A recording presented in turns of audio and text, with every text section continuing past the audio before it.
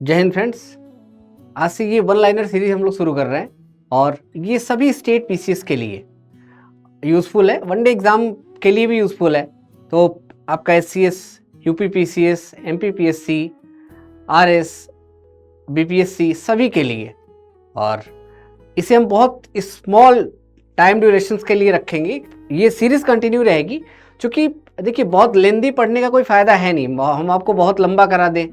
तो इससे बेहतर है कि हम एक एक दो दो पेज की चीज़ें आपके कराते चले और आप इसको डेली रूटीन में आप इसे शामिल कर लीजिए, आपकी चीज़ें तैयार हो जाएंगी और यहीं से आपके करंट अफेयर भी कवर हो जाएगा और जो कॉन्सेप्चुअल चीज़ें हैं वो भी हम कोरिलेट कर देंगे। तो गुजरात की पहली हेरिटेज ट्रेन को किसने हरी झंडी दिखाकर रवाना किया?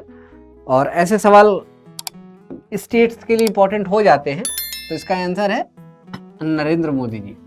अब इसमें दो क्वेश्चन मिलेंगे आपको। एक, पहली हेरिटेज को किसने रवाना किया, तो हरी झंडी दिखाई, तो ये है आपका नरेंद्र मोदी। और इसका दूसरा है कि किन दो शहरों के बीच चली, ये भी साथ में देख लीजिए, तो केवड़िया और अहमदाबाद के बीच में।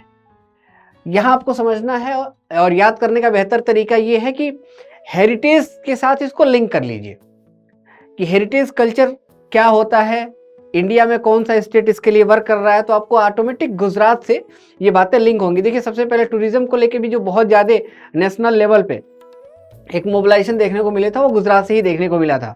और जब से और उस समय अपने पीएम साहब ही वहाँ के सीएम थे, जब वो सेंटर में आते हैं उसके बाद ऑल पैन इंडिया टूरिज्म को मोबिलाइज करने के लिए काफ़ी एफर्ट डाले गए। तो इससे भी चीज़ें आपकी कोरिलेट हो जाएंगी और आपको आंसर याद हो जाएगा।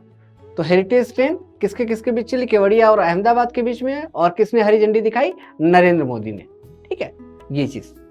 गोवा में 37, ये नंबर्स याद रखिएगा, नंबर्स के ऊपर काफी गेम होता है। जो राष्ट्रीय खेल में महिलाओं की 20 किलोमीटर रेस वॉक का नया राष्ट्रीय रिकॉर्ड किसने बनाया? तो याद रखिए, प्रियंका गोस्वामी। ये कीवर्ड्स हैं और इनको याद रखना। 37 राष्ट्रीय खेल महिलाओं का और 20 किलोमीटर रेस वॉक में नया जो नेशनल रिकॉर्ड बनाया, किसने बनाया? प्रियंका गोस्वामी ने। अब इससे आप ये भी याद कर सकते हैं कि ये उसका जो वेन्यू है वो क्या है? गोवा है। कौन सा नंबर है? 37 नंबर है। कितने किलोमीटर? 20 किलोमीटर। और किसने बनाया? प्रियंका गोस्वामी। यही 4 फैक्ट हैं जो आपको समझने हैं, याद करने हैं। एक दो बार ऐसे देख लेंगे वीडियो, ऑटोमेटिक आपको याद हो जाएगा। ये जो पीडीएफ है ये आपको मिल जाएगी, लिंक दे देंगे हमारे टेलीग्राम चैनल पे, तो आसानी से आप वहां से भी दे सकते हैं। ऑलरेडी ये डेली करंट अफेयर सीरीज में हमारे साथ हम इसे सर्कुलेट कर रहे होते हैं, तो आप हमारी डेली करंट अफेयर सीरीज को भी फॉलो कर लेंगे, वहां से भी आपको ये चीजें मिल जाएंगी।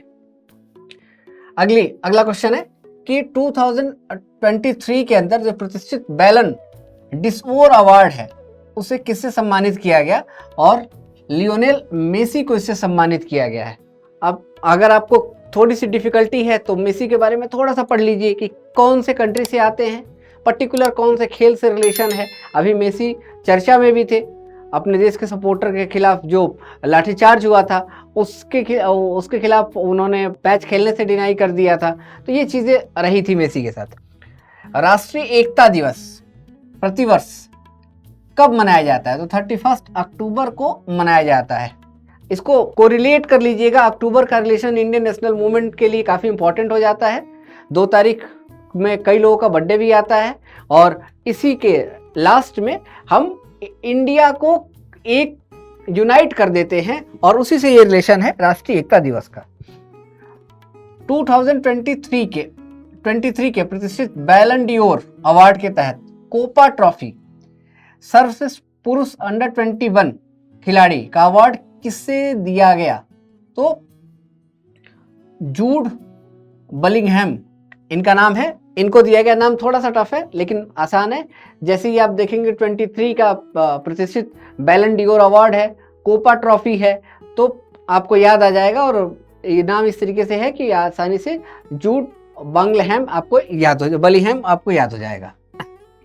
इंटरनेशनल क्रिकेट में 18,000 रन पूरे करने वाले 5वें भारतीय बल्लेबाज, तो रोहित शर्मा काफ़ी फेमस रहे वर्ल्ड कप। भले इंडिया हार गई फाइनल में, लेकिन बहुत शानदार खेले, यहाँ से भी याद रख लीजिएगा। और अभी भी कंट्रोवर्सी चल रही है मुंबई इंडियन की कैप्टनशिप को लेके, इनको हटा दिया गया है।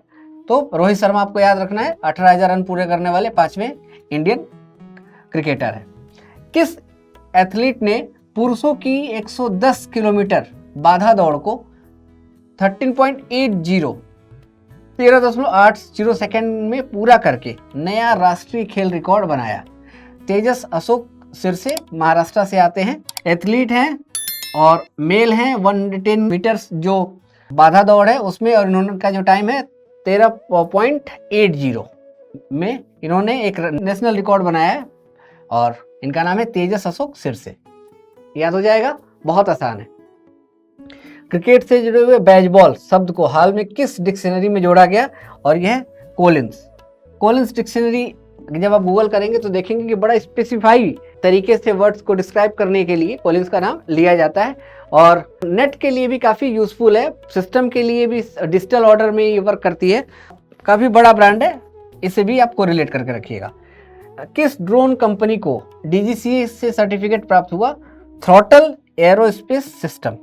अब ड्रोन से याद रखिएगा, इस चीज़ को रिलेट कर लीजिएगा और उसको सर्टिफिकेशन मिला है थ्रॉटल एरोस्पेस सिस्टम। ड्रोन इस समय काफ़ी चर्चा में है।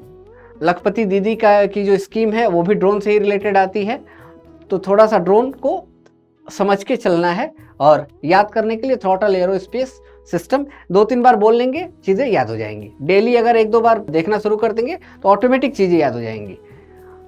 वनडे क्रिकेट में सबसे तेज 100 विकेट लेने वाले तेज गेंदबाज कौन बने? तो शाहीन अफरीदी, पाकिस्तान के बॉलर हैं, काफ़ी सुर्खियों में रहते हैं। अभी भी इंडिया आए थे तो काफ़ी सुर्खियों में थे, काफ़ी होप थी पाकिस्तान को इनसे, लेकिन ये बहुत अच्छा यहाँ परफॉर्म नहीं कर पाए। तो ये तो है 4 पेजेस में हम पूरे मंथ कवर कर जाएंगे, लेकिन मैं आपको 1 पेज करके ही बताऊंगा।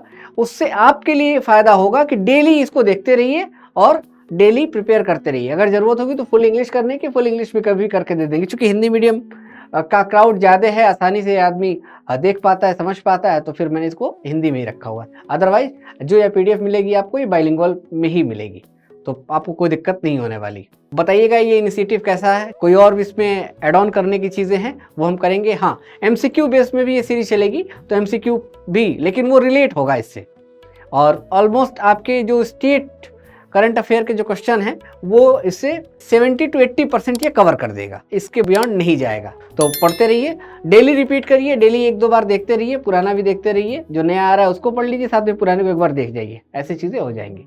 Thank you so much, God bless you all.